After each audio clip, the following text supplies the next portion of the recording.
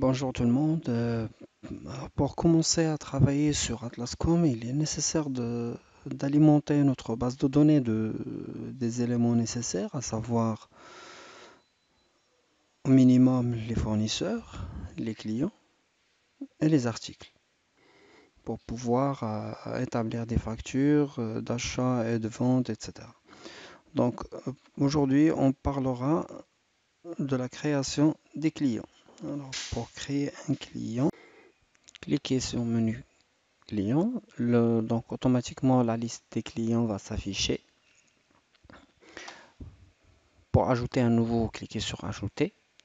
Alors le code est automatique. Vous pouvez choisir l'option manuelle de la partie options. Vous pouvez insérer le numéro de la carte d'identité nationale s'il est un particulier. S'il y a s'il y a une société, alors vous pouvez taper le nom de la société. Société par exemple Sport Staff.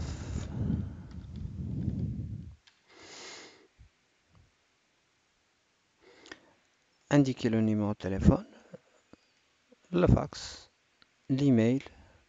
Le système va vous donner la date de création du client, le code comptable à demander auprès du comptable, ainsi que le code tiers.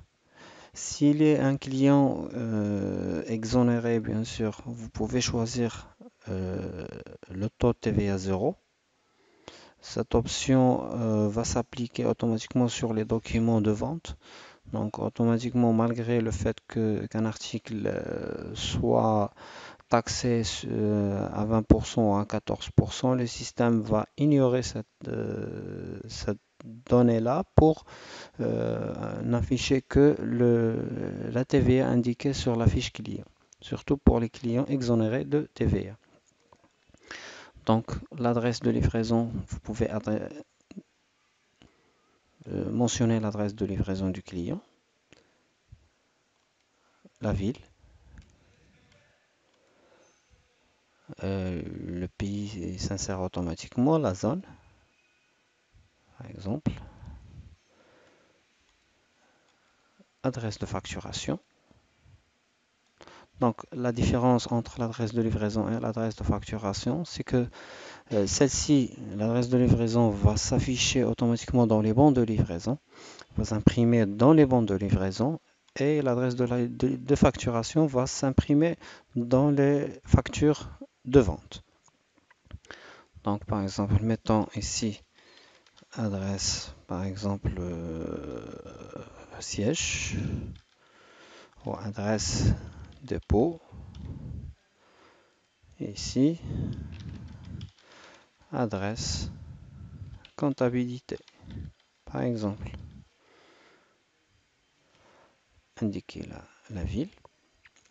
Pour la forme juridique, mentionner à titre indicatif, mentionner la forme juridique, SA ou SARL, etc.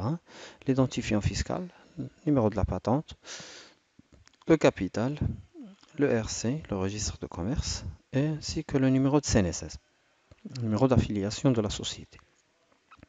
La banque, vous pouvez mentionner les informations bancaires du client. Responsable, insérer les différents responsables ou les contacts auprès de cette société-là, le directeur, responsable commercial et les contacts. Ces informations seront utiles lors de l'établissement d'un devis, par exemple. Le service, mentionner l'ensemble des services avec lesquels on traite, service commercial, service support, service après-vente, etc., etc. Activité, vous avez ici une zone de saisie, une descriptif de l'activité du client. Blocage, sur cette option, vous pouvez activer ou vous pouvez bloquer le client sans raison commerciale. C'est-à-dire sans dépassement du plafond ou sans dépassement d'une échéance, etc., etc. Donc, ce blocage est un blocage manuel. Donc, vous pouvez le bloquer, le système va indiquer une date de blocage. Si l'affaire est déposée chez l'avocat, alors mentionnez-la et indiquez les raisons pour lesquelles ce client est bloqué. Pour notre cas, on va débloquer le client. Insérer le commercial qui sera en charge de ce client. Donc, par exemple, j'ai ici un ensemble des commerciaux. Par exemple, Radouane. Indiquer le chiffre d'affaires estimatif de ce commercial avec ce client. Chiffre d'affaires mensuel. Bien sûr, cette information sera utile lors de la consultation des réalisations du commercial, soit détaillé, soit global. Contrôle 1. Donc, contrôle 1, on peut lui affecter une catégorie, ou l'affecter à une catégorie, par exemple grossiste, le type de prix utilisé avec ce client, prix 1, prix 2, prix 3, des articles, la classe, à quelle classe elle appartient, et la remise. Donc, on peut lui affecter un groupe de remise déjà prédéfini, groupe 1, groupe 2, groupe 10, selon le taux qu'on a défini. On peut également le bloquer en cas de dépassement d'un plafond et indiquer le plafond. Bien sûr, le système va bloquer automatiquement le client s'il dépasse, si son crédit dépasse ce montant-là. Bien sûr, on peut ne pas bloquer le client et le système va nous donner un avertissement que tel ou tel client a atteint le plafond ou non. La même option, elle est disponible pour les échéances d'une facture, c'est-à-dire on peut bloquer en cas de dépassement d'une échéance d'une facture et indiquer le nombre de jours. Par exemple, mettons 60 jours. On peut rajouter l'option 60 jours fin de mois ou des jours supplémentaires dans le mois suivant. Donc, si on enregistre, le système va nous indiquer une date témoin selon les paramètres qu'on a saisis. Donc, mettons modifier pour compléter la saisie de notre fiche client. Donc, pour contrôle 2, on peut définir si le client a facturé ou non, définir la devise que le client préfère travailler avec.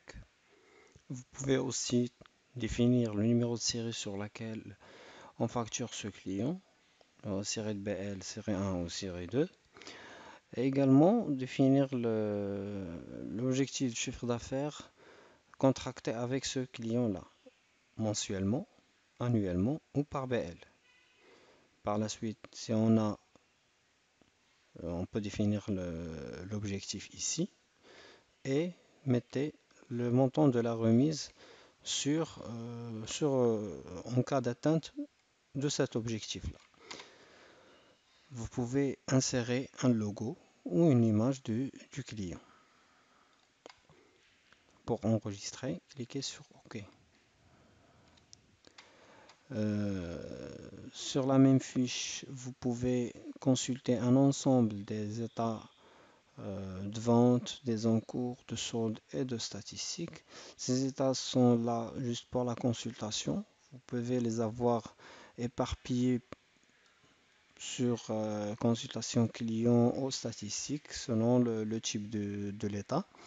Vous pouvez sur la même fiche imprimer une fiche client avec l'ensemble des informations les plus nécessaires à imprimer. Et bien sûr, la fiche du client est au complet pour le moment. Donc, si vous avez des questions ou des suggestions, veuillez les insérer sur la partie commentaire de ce vidéo. Et à bientôt pour une autre formation vidéo. Merci.